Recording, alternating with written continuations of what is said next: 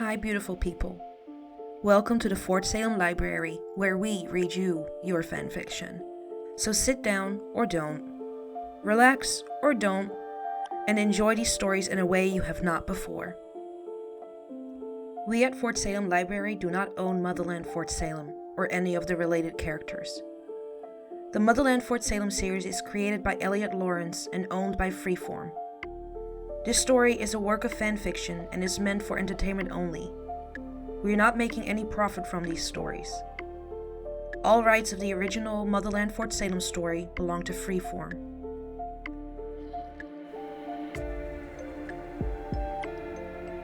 We also do not own What I Wouldn't Do, or any of its original characters and storylines. We did, however, get permission from the author to read their story. This story was created and written by Lisbeth_1, and you can find the link in our show notes. This story is being read to you by Celine.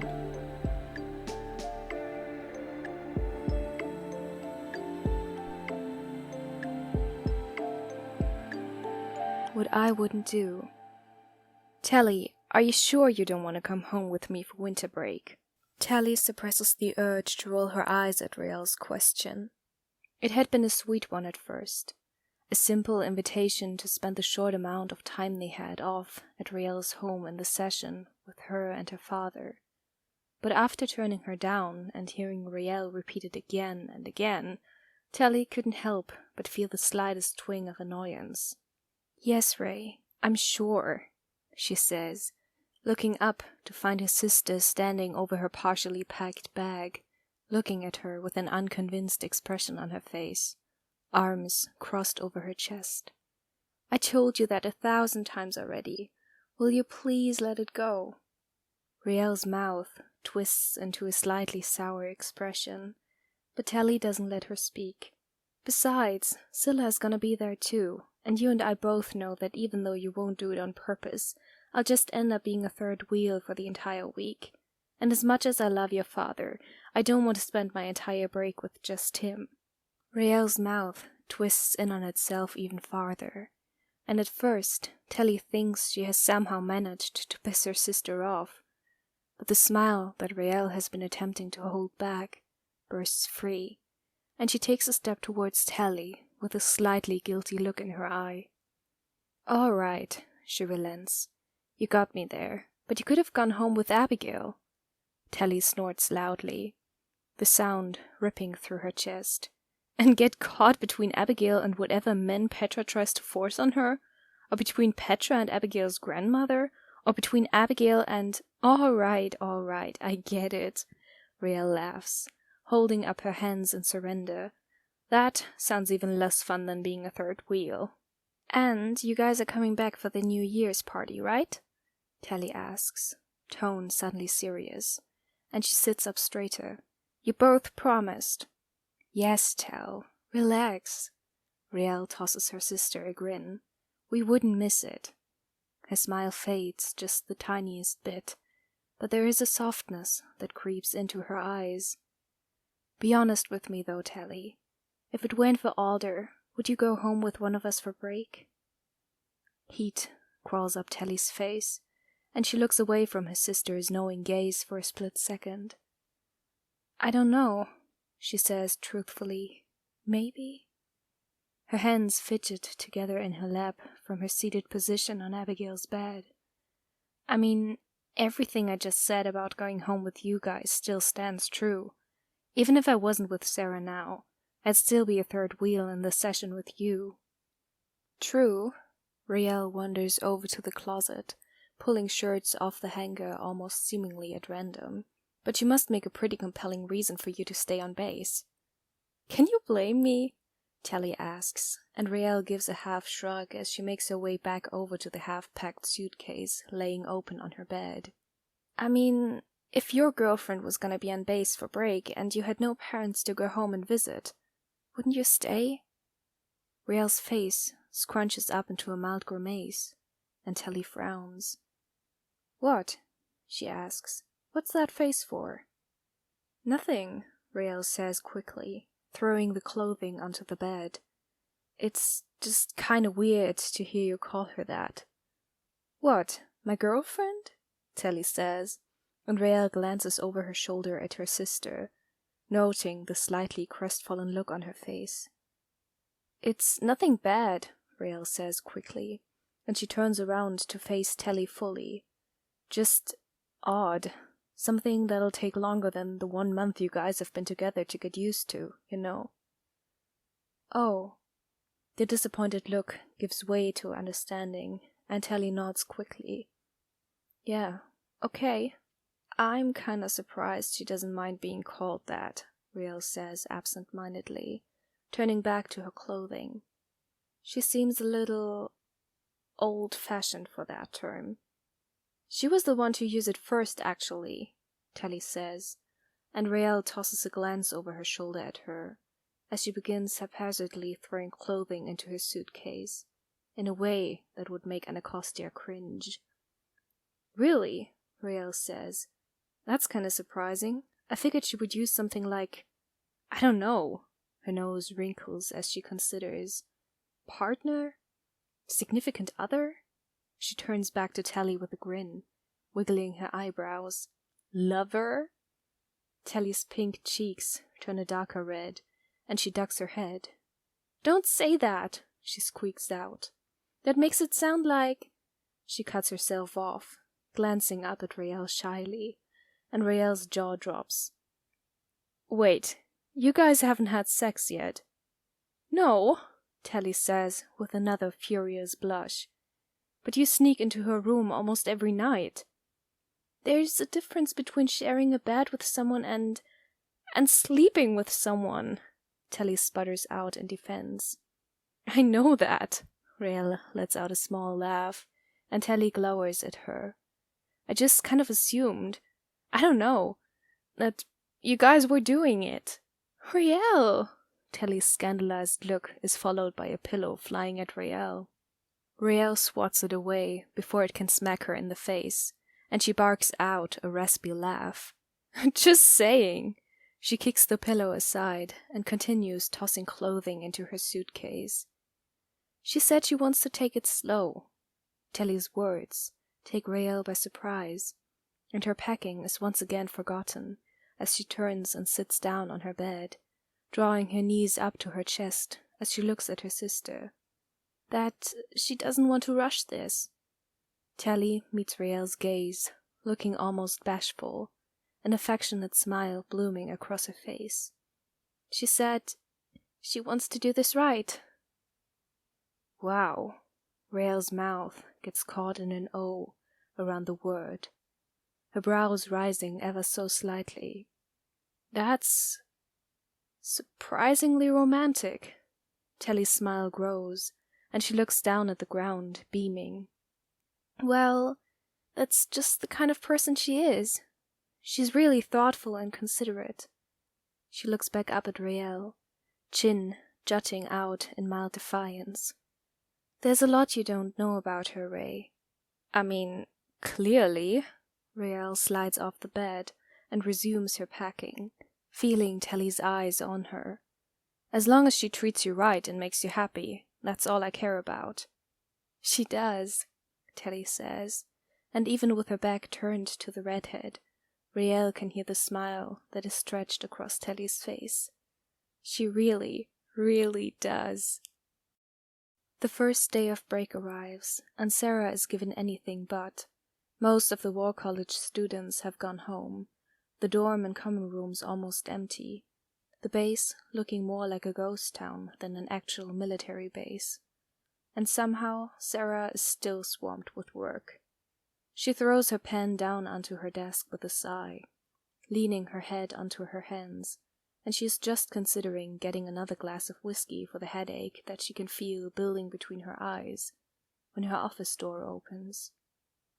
She lifts her head up, and all thoughts of work and how annoyed she is feeling instantly vanish at the sight of coppery red hair and warm brown eyes. Telly waves at the biddies, giving them an awkward smile as they chuckle fondly, a few of them even waving in return, and Sarah stands up, rounding her desk and making her way over to Telly.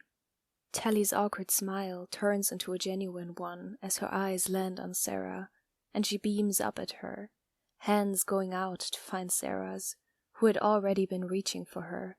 "Hi," she says breathlessly, and she allows herself to be gently tugged forward.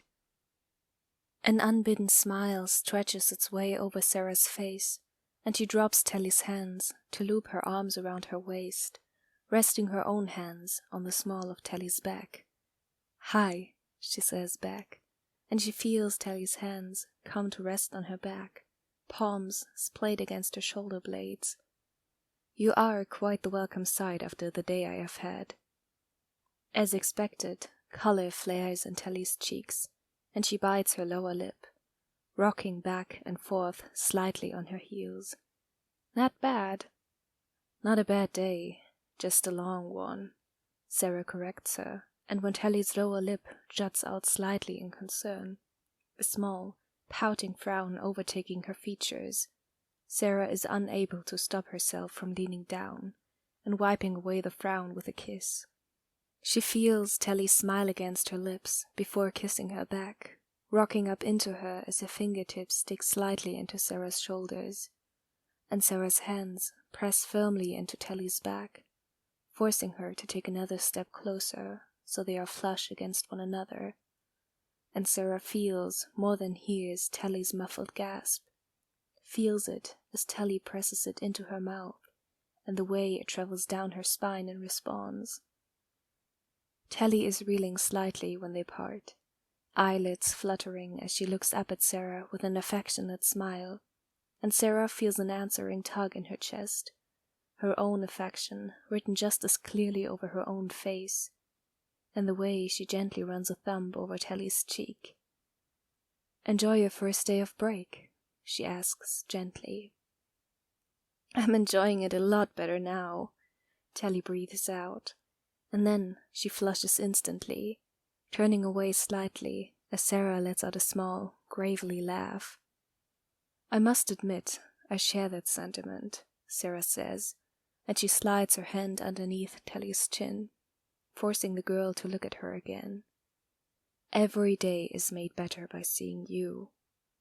Pleased with the way her words have Telly's cheeks reddening again, Sarah steps away, making sure to take Telly's hand in her own as she walks back over to her desk, leaning back against it.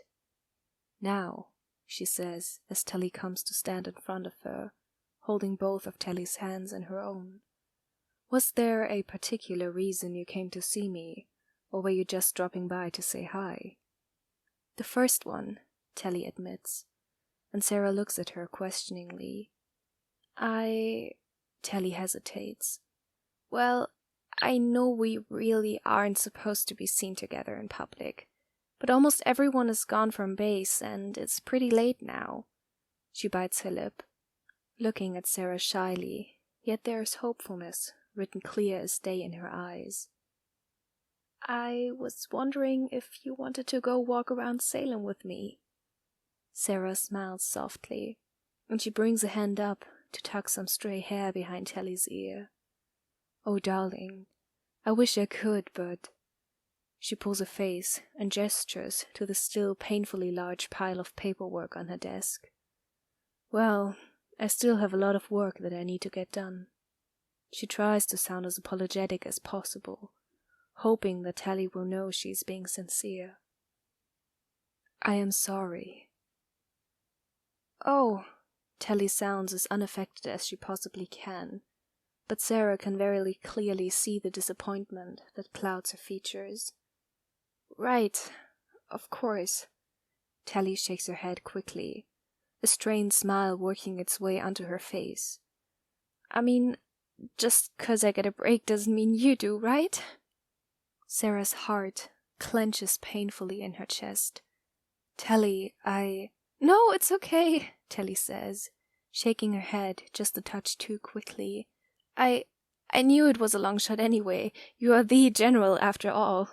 She forces out a laugh, but it sounds hollow, and her mouth snaps shut as she swallows harshly. I'll just let you get back to work." She darts forward, pressing a chaste kiss to Sarah's lips, and then she is slipping away. leaving Sarah to watch her go with an aching heart and a feeling of guilt pooling into her stomach. So work is more important than Tally now. Grace's voice echoes in Sarah's head, and Sarah squeezes her eyes shut. Of course not, she answers out loud. You know that. But does she? Maria also speaks out loud, Sarah's eyes flying back open to look at her. Because she just basically ran out of here with her tail between her legs. Honestly, Sarah, have you two even done anything together besides hang out in this office and share a bed occasionally? Sarah's mouth opens. She closes it. She repeats the action several more times, feeling the backs of her ears itch with a flush as she realizes that, no, she has done essentially nothing with Tally outside the four walls of her office. What kind of girlfriend was she? The biddies are uncharacteristically silent as she turns to look back at the mountain of paperwork on her desk, staring at it for a moment before pushing herself up off the desk and practically running out of the room after Tally. She flings the door to her office open and spots a wave of red hair turning the corner at the end of the hallway.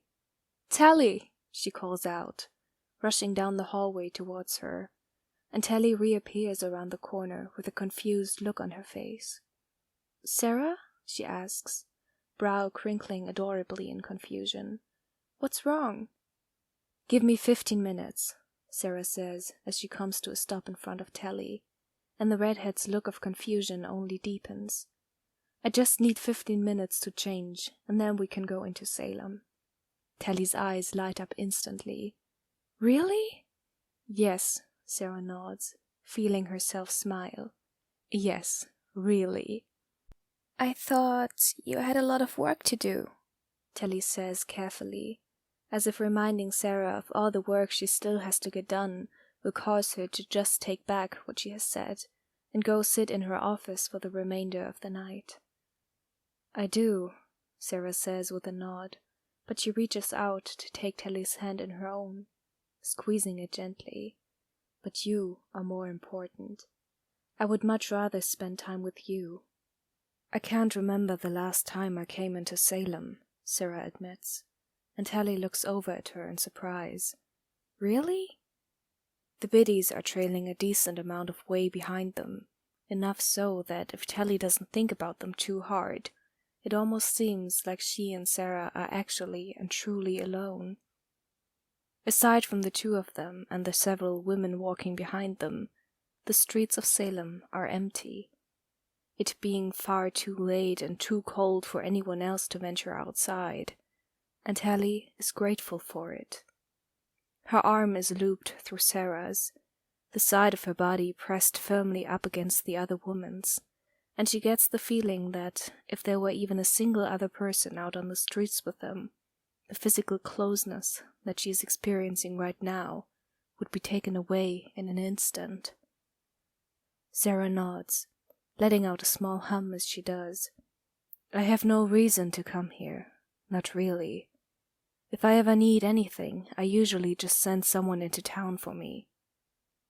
"I like coming into Salem," Tally says absent-mindedly, and she feels Sarah turn to look at her. "There's this little coffee shop on the corner a couple of streets up that sells the best hot chocolate, and if you ask nicely, they really pile the whipped cream on top."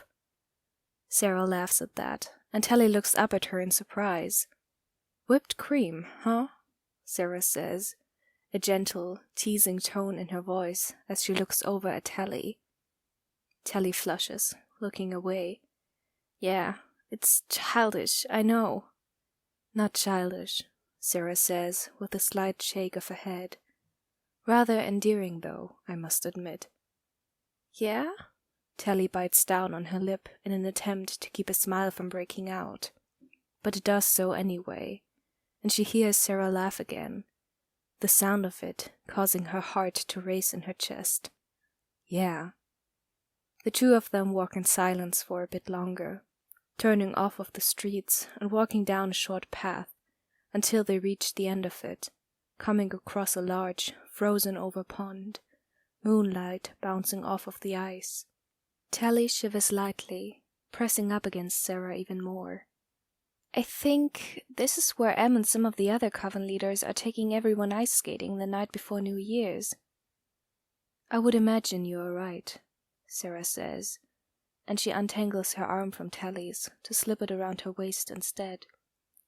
The covens come here every year the night before New Year's. It started only recently. I believe Anacostia was still in War College when the tradition started. Some of the higher-ups like to go along as well. I know Nessa looks forward to this every year. Who? Tally wrinkles her nose in confusion.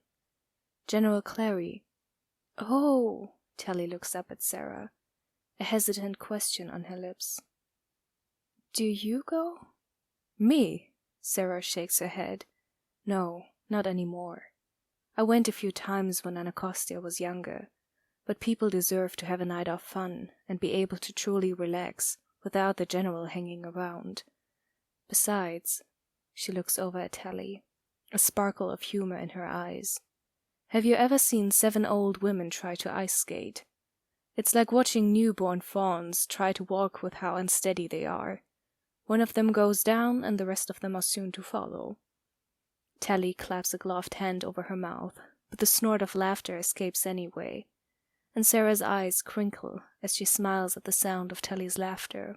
Somehow, I don't think I'll do much better, Tally admits. I've never been ice skating a day in my life, but Riel and Abigail promised to help me.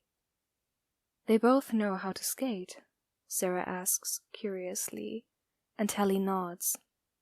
Yeah, Ray grew up playing in junior ice hockey league, and Abigail is, well, Abigail, Tally says with a shrug. I don't think there's anything that girl can't do. A gasp suddenly sounds from the younger witch, and Sarah looks over, alarmed, as Tally tears away from her, taking several steps forward and holding a gloved hand up to the sky, palm facing upward. It's snowing, Tally says excitedly. Sarah blinks, looking around. Snowing is a generous word for it, she thinks. More rain than snow. A light mist with a few flurries sprinkled throughout here and there. Darling, I hardly know if this qualifies as snow, Sarah says, and Tally's excitement fades away. What do you mean? Sarah holds her own hand up, watching as the few flakes that hit her palm melt almost instantly, and she lowers her hand again, looking up to find Tally watching her with a frown on her face. It's only a few flurries, and they're melting as soon as they hit the ground. Tally's eyes snap to the ground at Sarah's words, hand slowly lowering. It won't amount to anything, and frankly, I doubt it will even last long. Oh, Tally says slowly, and she turns to look back up at the sky, watching the snowy mist fall to the earth. She knows she has to sound disappointed, but she cannot help herself. She has yet to see an actual, proper snowfall. The snow they had gotten in NorCal never amounted to anything more than an inch or a wet snow that would turn to slush in less than a day. She was eagerly looking forward to the first snowfall of the year, wanting to wake up one day to find a mountain of snow on the ground, and she was hoping this would have been it. There is a sound from behind her, light and melodic, and Tally turns around, brow furrowing in confusion, until she realizes that the noise is Sarah singing. No, she's working. Tally doesn't quite recognize the seed she is singing. It sounds almost similar to the one that Abigail uses in her weatherworking class, the one she uses to summon rain, but it is lighter somehow, higher pitched, and coming from Sarah it seems more musical, more hauntingly beautiful. Tally watches Sarah work in awe, a shiver rolling down her spine at the sound of it, and then, suddenly, her vision is slightly blurred by the sheer amount of snow that is now falling from the sky. An astonished laugh bubbles free from Tally's throat as she looks up again, watching the snow fall thick and white, instantly coating up her upturned hands, feeling pinpricks of cold from where the snowflakes are landing on the top of her head. She laughs again, warm breath visible in the cold air of the night, and turns to look at Sarah, who is now watching her with a warm, soft expression. "You did this?" she asks incredulously, already knowing the answer, but wanting confirmation anyway. "Yes," Sarah says, the word slipping quietly out into the night. And when Telly laughs again, breathless and bright, head turning up to watch the snow fall some more, Sarah's heart leaps into her throat with the knowledge that she has been the one to make Telly laugh, to make her happy. The smile that is stretched across Telly's face fades away, and she blinks, bringing her hands down as she turns to look at Sarah again. A thoughtful and almost confused expression replacing the elation that had been there only seconds ago. "But," Telly chews on her lower lip, looking at Sarah almost bashfully, "but you don't even like the snow." "No," Sarah admits, and she steps forward, Telly watching her every movement as she reaches out to take Telly's gloved hand in her own, somewhat awkwardly threading their fingers together and smiling softly at her. "No, but I like the girl who likes the snow." A bashful grin slides back onto Telly's face, and she steps closer to Sarah, shivering lightly in the heavy snowfall, snow coating her hair and her shoulders. "The girl who likes the snow really likes you too," she says, cheeks turning pink, and Sarah feels a warmth spread throughout her chest. "I know," Sarah grins back, and Telly huffs indignantly, but her smile widens.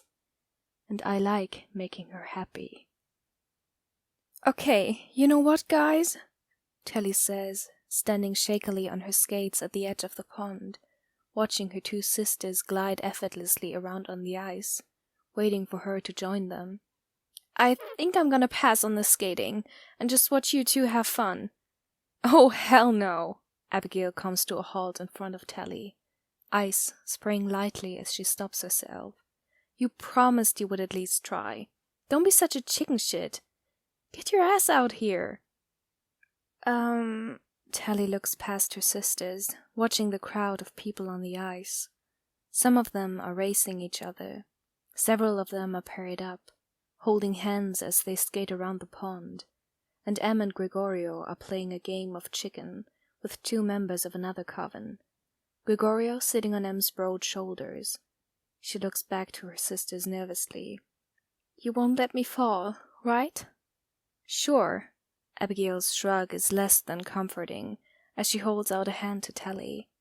"But you know, if you fall and break a bone, at least Rayella's right here." "You do realize we're trying to convince her to actually come out onto the ice, right?" Riel drawls. "Scaring her with the threat of broken bones probably isn't gonna do that." "What?" Abigail shrugs defensively. "I said you were right here to help if that happened." "Just help me before I change my mind," Telly practically whimpers as she steps out onto the ice, entire body tensing, and Rael and Abigail flank her, each grabbing an arm to steady her. "You gotta chill," Abigail says with a roll of her eyes as they slowly begin to move forward, guiding Telly along. "You're stiff as a board. Loosen up a bit." She shakes Telly's arm as she speaks, and Telly squeaks, eyes widening. "Do not make me fall, Bellwether." Telly tries to go for threatening, but it is severely undermined by the fear in her voice. "We won't let you fall, Tell," Rael says gently. "But Abs is right. You gotta relax. Just trust us." "I trust you guys with my life," Telly says seriously. "I do not trust you two to not let me go and allow me to make a fool of myself in front of everyone here." "Well, if you don't trust us, I'm sure Gregorio would be more than willing to—" "Oh, you can fuck right off, Abigail," Telly says, and Abigail cackles loudly in her ear. Your life is in my hands now, Abigail says in a mockingly grave tone. You might want to be nicer to me. Tally turns to glower at her, but Abigail gives her an exasperated sigh. Seriously, Tally, relax. We got you. It takes every bit of willpower that Tally has, but she forces her muscles to unclench and relax. And once she does, she finds it a bit easier to be led along on the ice. And Raelle turns to grin at her. See? The blonde teases her, nudging her gently in the side. We got you. The snow from Sarah's work earlier in the week is still piled on the ground, and as the first hour bleeds on into the next, Raelle and Abigail still helping Tally skate in slow circles around the pond, several people abandon the ice skating in favor of building snowmen and pelting each other with snowballs. Raelle eventually leaves Tally with just Abigail, going over to join in on the snowball fight, and as Abigail and Tally round the corner of the pond, a familiar voice rings out from behind them, surprising them both. I can take it from here if you like, Bellwether. Abigail gracefully skids to a stop, Tally jerkily stumbling to a halt next to her, and they both turn round to find Sarah watching them with a slightly amused expression on her face. Tally's face instantly lights up, Abigail looking mildly surprised, but she releases Tally's arm as she looks back and forth between Sarah and Tally. Yeah, she says. She's all yours, ma'am. Just know that if you let her go for too long, she'll end up on her ass. Abigail, Tally says, her face heating up in embarrassment, and Abigail just cackles as she skates away, tearing off across the pond to join Raelle in the snowball fight. Tally tears her gaze away from her retreating sister to look back at Sarah, who is standing still, just watching her. Unless you want me to fall down and hurt myself, you're gonna have to come to me, she says, serious, despite the joking tone in her voice, and Sarah laughs slightly, her nose and eyes wrinkling as she smiles at Tally. Sarah skates gracefully forward, closing the distance between her and Tally, and she holds up a gloved hand to Tally. Tally goes to take it, but it isn't until she looks down that she realizes that Sarah is actually offering what she is holding in her hand to Tally, and not her hand itself. What is that? Tally asks, wide eyes looking up at Sarah, and Sarah smiles softly again, lifting her hand just a bit higher. Hot chocolate, Sarah says, and Tally's eyes dart back down to the steaming styrofoam cup in her hand. From that coffee shop on the corner that you like so much. She leans in towards Tally, whispering conspiratorially, Did you know that if you ask nicely, they had a whole pile of whipped cream on top?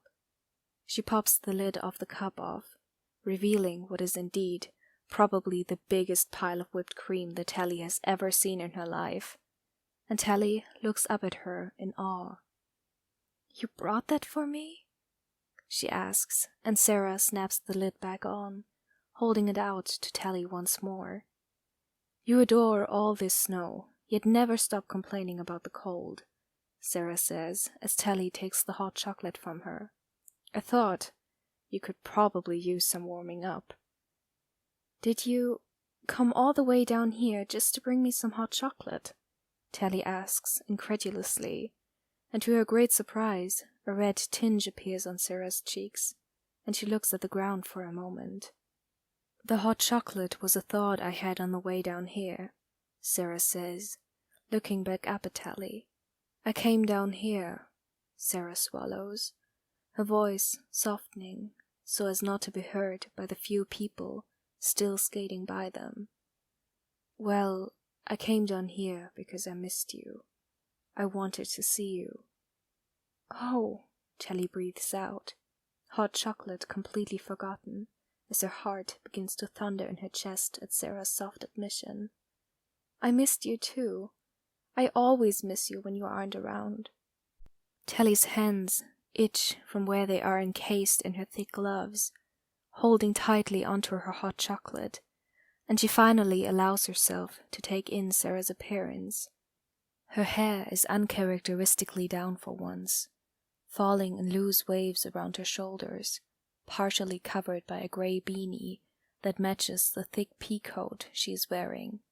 Her long legs are covered in well-fitting black jeans, which are tucked into the ice skates on her feet, and Telly drags her eyes up and down Sarah's body a few times before she realizes she is openly checking out the general in public, where almost anyone could look over and spot them.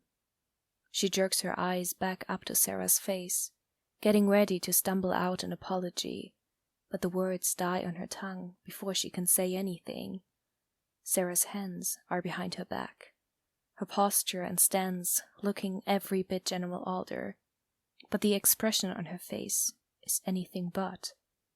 Her eyes are dark, lips parted slightly, and it takes Telly only a moment to realize that Sarah is staring at her mouth, not even bothering to hide what she is doing. She wets them without thinking, and Sarah sucks in a sharp breath, a visible puff of air curling out of her mouth with her next exhale, darkened eyes finally looking back up to meet Telly's gaze. Heat curls in Telly's stomach as she stares at Sarah, and Sarah stares at her. She so desperately wants to reach out and grab Sarah by the jacket, to draw her in and kiss her senseless, to have Sarah kiss her until she can no longer remember how to breathe properly. And just when she thinks her body may act without her permission, there is a series of loud hoots and cheers from the witches engaged in the snowball fight on the other side of the pond, and Telly jumps. She glances over for only a split second, but then there is a warm hand on her waist, and her attention is immediately brought back to Sarah, who is now in her personal space, seemingly uncaring about the rules she had made up about keeping their relationship a secret. "Telly," Sarah husks, and Telly's grip on her cup of hot chocolate tightens, eyes widening. "Do you have your heart set on staying here and skating some more? Or can I take you home?" "Well, what do you want to do?" Telly asks, unable to help the way her body involuntarily leans closer to Sarah's. "I want to make you happy," Sarah responds instantly, hand sliding back to rest in the small of Telly's back. And despite the sweetness of her words, there is a heat behind them that sets Telly's blood on fire.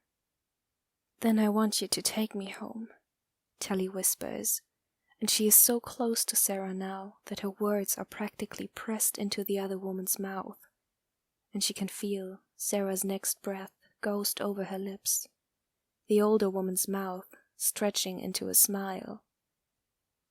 "And you can make me happy there." "So, are you gonna kiss Alder at midnight?" Telly freezes in the act of shoving another chocolate-covered strawberry in her mouth, and looks up at Abigail, with mild surprise on her face. She says around a mouthful of fruit, and Abigail pulls a face. Telly swallows quickly. I don't think so." "You don't think so," Abigail says, disbelievingly. "What the hell does that mean?" Telly shifts slightly in her seat, turning to look across the crowded floor at Sarah, who is standing next to the drink table conversing with Anacostia. She allows herself to stare for a moment longer than necessary, before she turns back in her seat to find both of her sisters watching her with knowing smirks in their faces. "It means exactly what it sounds like," she says, ignoring the touch of heat that she can feel in her cheeks. "We haven't talked about it, and she isn't exactly into PDA, so probably not. Plus, she shrugs, "the whole keeping it a secret thing." "You're joking, right?" Abigail deadpans, and Telly frowns at her in confusion. No?" "Seriously?" Rael cuts in, sounding just as in disbelief as Abigail has been.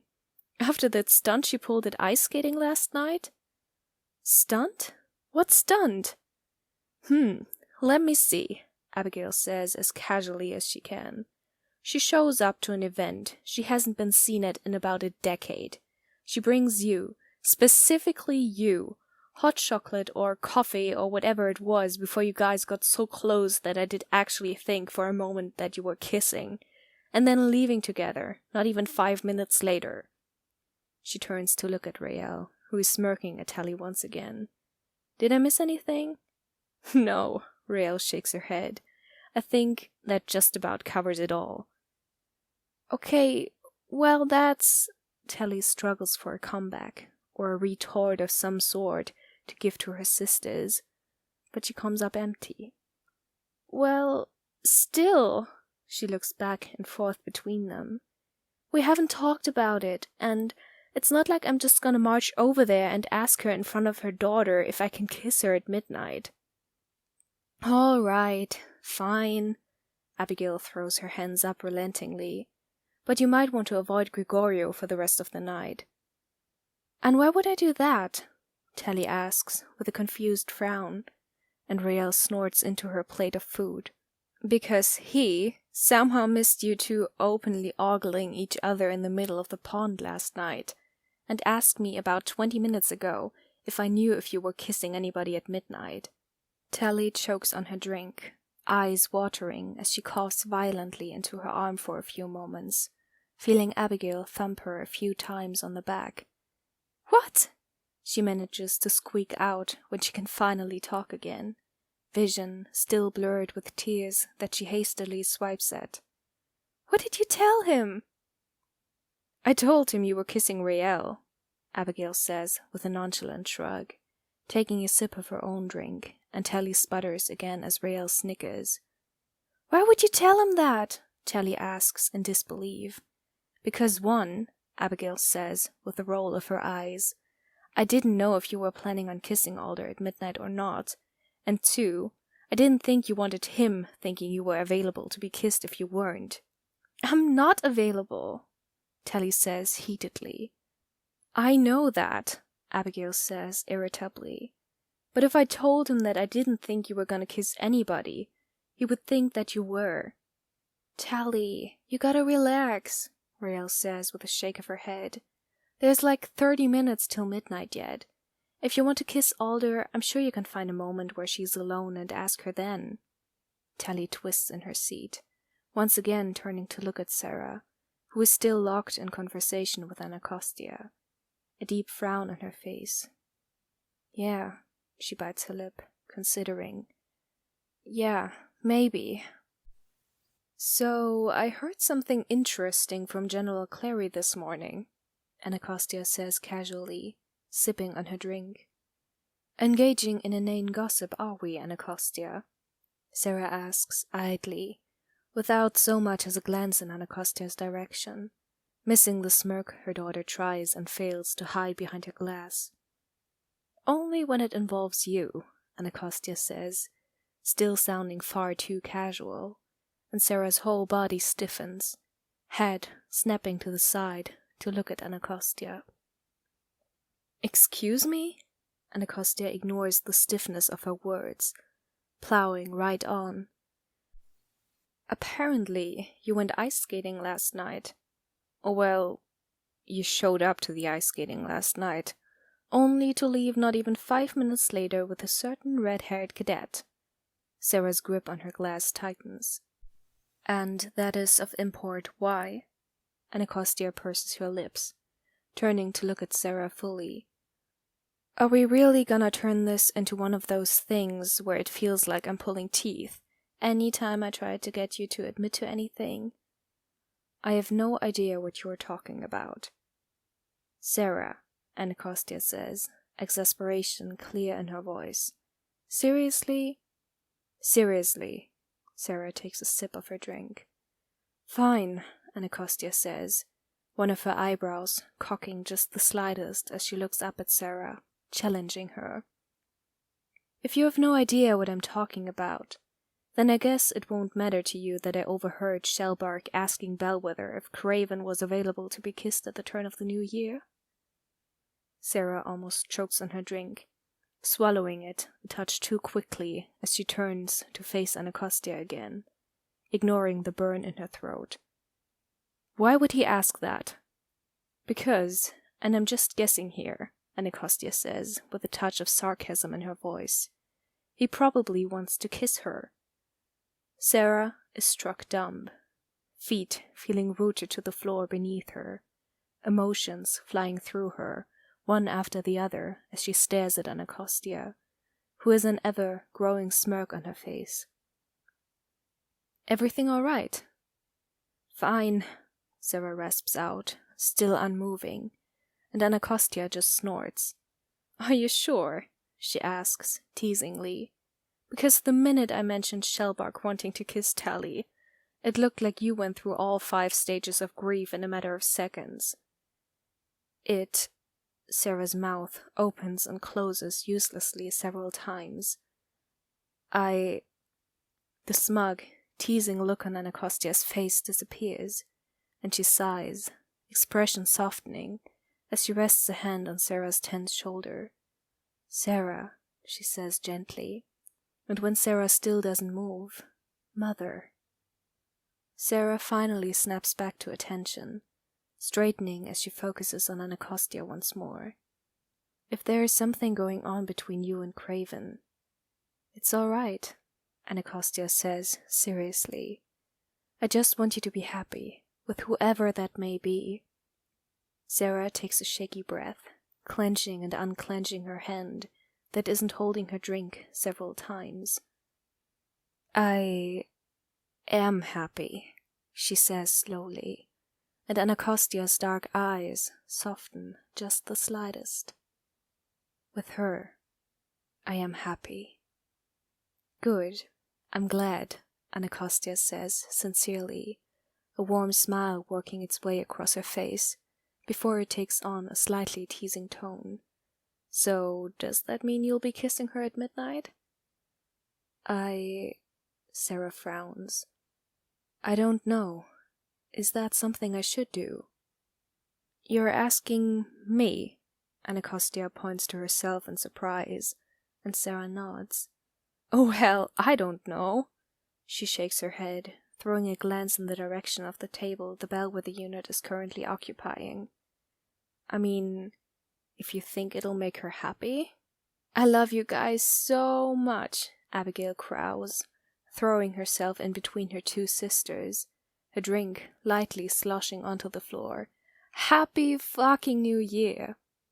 30 more seconds, Abigail, Tally reminds her, and Raelle gives Abigail an adoring look as she reaches up, plucking the drink from her hands. How about no more alcohol for you tonight, huh, Abs? Raelle asks, reaching around to set it on the table behind them. But seriously, I love you guys, Abigail says, with a slightly drunken whine, and Raelle shakes her head, smiling. We love you too, Abs, she says. Now come on, it's almost midnight. Tally follows her sisters out into the middle of the floor, where everyone is counting down the seconds to the new year, surrounding the working that will explode into an eruption of color and fireworks the moment the clock strikes midnight. She looks around the crowded room, hoping to catch a glimpse of Sarah somewhere, and cannot help the sting of disappointment she feels when she can't find her. Abigail grabs her by the hand, squeezing it tightly as she begins to loudly count down with everyone in the room. 5, 4, 3, 2, 1. A warm hand, a different hand, is suddenly on Tally's waist, pulling her from Abigail's grasp and spinning her around. A gasp rises up in Tally's throat, cut off by the sudden press of Sarah's lips against hers, as the crowd of people all cheer and clap, the noise quickly drowned out by the popping and thundering of the fireworks from the working. Tally feels Sarah's hand stroke her cheek gently, warm lips still pressed firmly against her own. and she melts into Sarah's touch, rocking up on her feet slightly to kiss her back properly. Goosebumps erupt in the wake of Sarah's hand as she drags it down Tally's neck, over her shoulder and down her arm. Sarah licks into Tally's mouth for the briefest of moments, Tally going weak in the knees at the feeling. And then Sarah pulls back with a light gasp of her own, hand curling around Tally's waist to keep in her place. "Happy New Year, darling," Sarah murmurs as she rests her forehead against Tally's. It takes Tally several seconds for her heart to stop feeling like it's going to beat out of her chest, and she laughs shakily, arm snaking up to cup her hand around the back of Sarah's neck. "Happy New Year, Sarah," she whispers back. Sarah lifts her head from where it was leaning against Tally's, but she doesn't make any attempt to move away from her, smiling down at her with an expression that is so open and soft that Tally's heart clenches in her chest, leaps up into her throat, and her grip on Sarah tightens ever so slightly. "I wasn't expecting that," she says, and Sarah shakes her head with a gentle laugh, eyes crinkling. "Neither was I," Sarah admits softly. "But when it comes to you, I have found myself doing a lot of unexpected things lately." She strokes Tally's cheek again, the crowd of people around them too busy celebrating the new year to even notice the two of them. "I just want you to be happy, Tally." Tally smiles quizzically up at her, tilting her head slightly. "I am happy, Sarah," she says. "Being with you makes me happy. But I want you to be happy too." Sarah's eyes are shining as she leans down to rest her forehead against Tally's again, their noses brushing together lightly.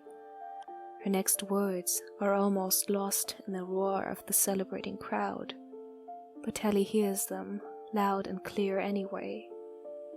"Tally, I have never been happier in my life than I am with you."